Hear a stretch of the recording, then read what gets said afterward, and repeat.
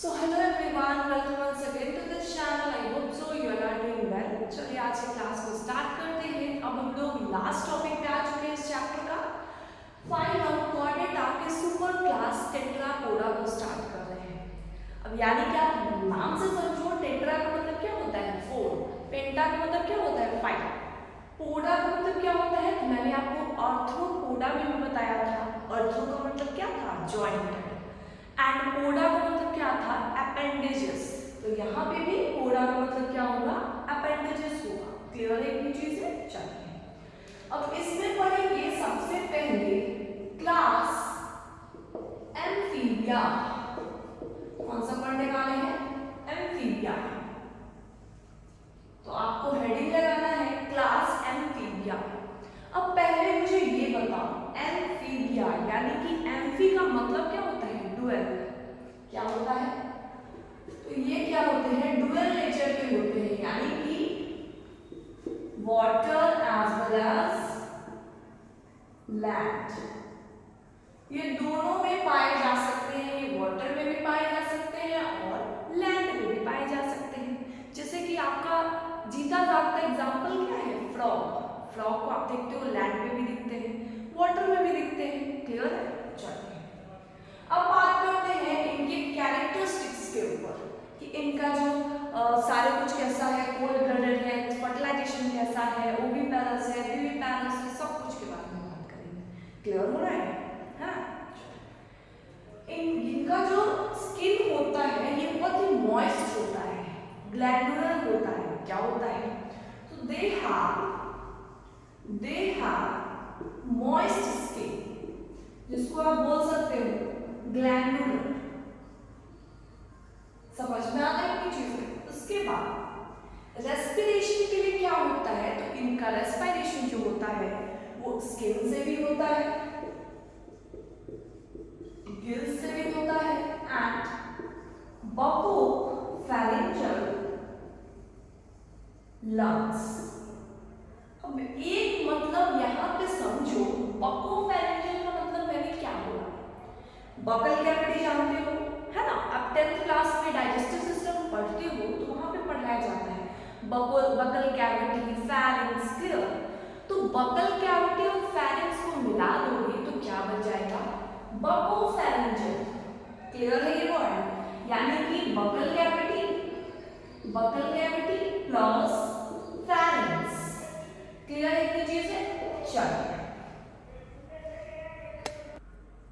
इतनी चीजें क्लियर है आपको? चलिए इनके पास स्केल्स नहीं होता है, स्केल्स आर एब्सेंट। क्या हो गया, स्केल्स नहीं होता है। अब एक बारी आप मेरा जो भी मैंने आपको पढ़ाया है एक बारी आप समझो, मैंने क्या बोला, एम्फीबिया यानी कि दोनों नेचर में पाए जाते हैं। ये लैंड पे भी हो सकते हैं, ये वाटर पे भी हो सकते हैं। इसके बाद इनका जो स्किन होता है ये बहुत ही मॉइस्ट होता है, क्यूटेनस रेस्पिरेशन आप सुने होंगे, स्किन के थ्रू रेस्पायर करते हैं ना, ग्लैंडुलर होता है। इनका रेस्पिरेशन के लिए स्किन होता है, गिल्स होता है, बकोफैरिंजियल लंग्स होता है for respiration purpose. Now scales इनके पास नहीं होता है, आपने पढ़ा था पाइसेस के अंदर स्केल्स वहां पे दिखाई दे रहे थे, है ना? लेकिन यहाँ पे कोई स्केल्स, कोई फिन्स नहीं पाया जाता है। इतनी चीजें क्लियर है? चलिए अब बात करते हैं, इनके पास 2 एट्रिया होता है, एक वेंट्रिकल होता है। तो आप इससे अंदाजा लगा के क्या बोल सकते हो कि इनका जो हार्ट है वो 3 चैम्बर्ड हार्ट है। क्या लिखेंगे, 3 चैम्बर्ड हार्ट। 3 चैम्बर में 2 एट्रिया प्लस 1 वेंट्रिकल। ये किस चीज के लिए होता है, तो ये सर्कुलेशन के लिए होता है। अब हार्ट का काम क्या होता है, सर्कुलेशन, सर्कुलेटरी सिस्टम का पार्ट है। आप इतना तो कॉमन सेंस आप लगा के समझ रहे हो कौन से किस चीज का पार्ट है। क्लियर? जैसे देखो आपको 3 चैम्बर हार्ट समझ में नहीं आ रहा है तो मैं एक बार बना देती हूँ। इनका जो हार्ट है वो कुछ ऐसा है, ये एट्रियम है और ये वेंट्रिकल है, यानी कि ऑक्सीजनेटेड डीऑक्सीजनेटेड ब्लड मिल जाता है और यहाँ पे ब्लड की मिक्सिंग हो जाती है। तो यहाँ पे इनको क्या बोलते हैं, 3 चैम्बर्ड हार्ट। क्लियर हुआ? समझ में आया सबको? चलिए अब बात करते हैं इनका फर्टिलाइजेशन कैसा है। तो इनका फर्टिलाइजेशन एक्सटर्नल फर्टिलाइजेशन है, यानी कि ये अपना जो लार्वा है या कुछ भी ये वाटर में रिलीज कर देते हैं, फिर फीमेल का भी आता है, वहां पे ये फर्टिलाइज होता है और बनता है आगे की चीजें। तो यहाँ पे इंटरनल फर्टिलाइजेशन आपको देखने को नहीं मिलता है। ये कैसे होते हैं? ये ओविपेरस एनिमल होते हैं, यानी कि मेटामॉर्फोसिस यहाँ पे दिखाई देता है। इनका डेवलपमेंट इनडायरेक्ट है, इनडायरेक्ट डेवलपमेंट।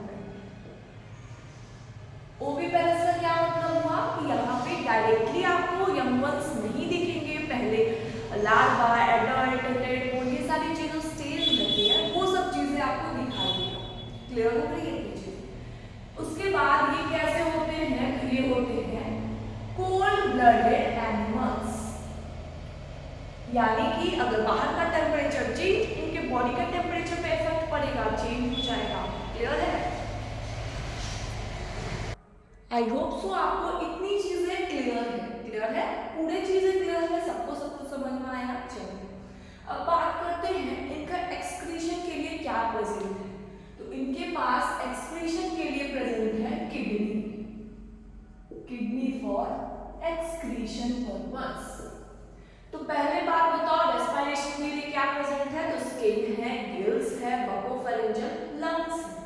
सर्कुलेशन के लिए क्या है? इनके पास 3 चैम्बर्ड हार्ट है।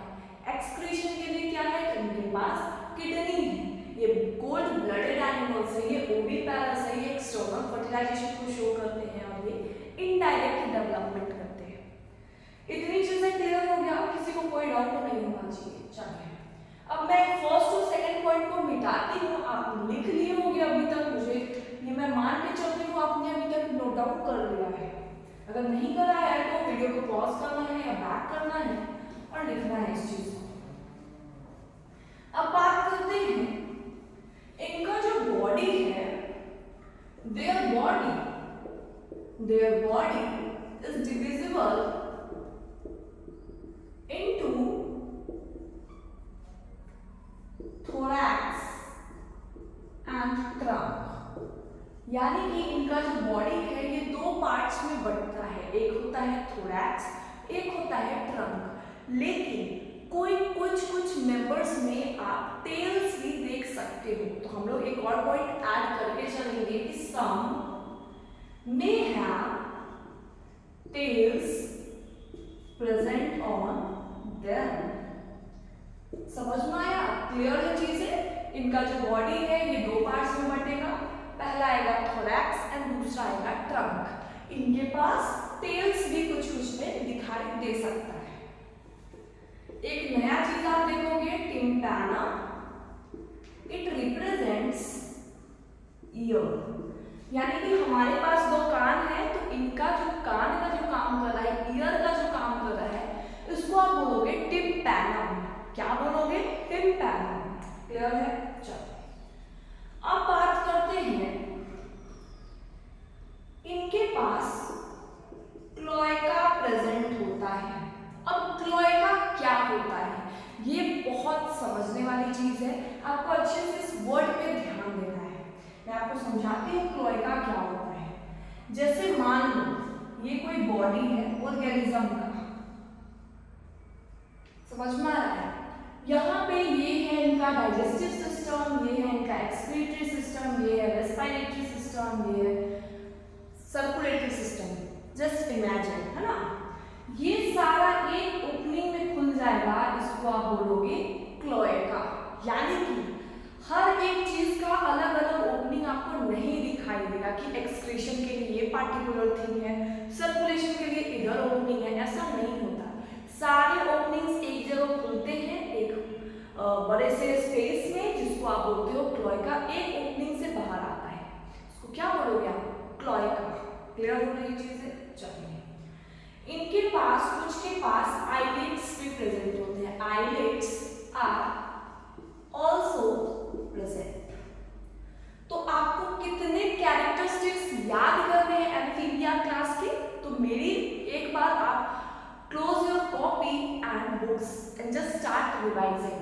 चलिए, class amphibia, super class Tetrapoda, clear है? चलिए, एम्फीबिया क्लास के जितने भी मेंबर्स होंगे ये डुअल नेचर के होंगे, वाटर लैंड, क्लियर? उसके बाद दूसरा पॉइंट, इनका जो स्किन होगा वो मॉइस्ट होगा, रेस्पिरेशन के लिए इनके पास स्किन होगा, गिल्स होगा, बकोफेरेंजियल लंग्स होगा, सर्कुलेशन के लिए इनके पास 3 चैम्बर हार्ट होंगे जिसमें कि 2 एट्रिया एंड 1 वेंट्रिकल्स, इसलिए यहाँ पे मिक्सिंग ऑफ ब्लड हो जाती है। ये कोल्ड ब्लडेड होते हैं, इनका फर्टिलाइजेशन एक्सटर्नल है, ये ओविपेरस होते हैं। बाकी की चीजें जैसे कि क्लोएका दिखाई देता है, टिम्पैनम दिखाई देता है, कुछ के पास some may have tails on their body, उसके बाद their body is divided into 2 parts, that is thorax and trunk। तो सारा चीजें मैंने आपको बता दिया है कि एक्सक्रीशन के लिए किडनी होता है, सब कुछ मैंने बता दिया। जितना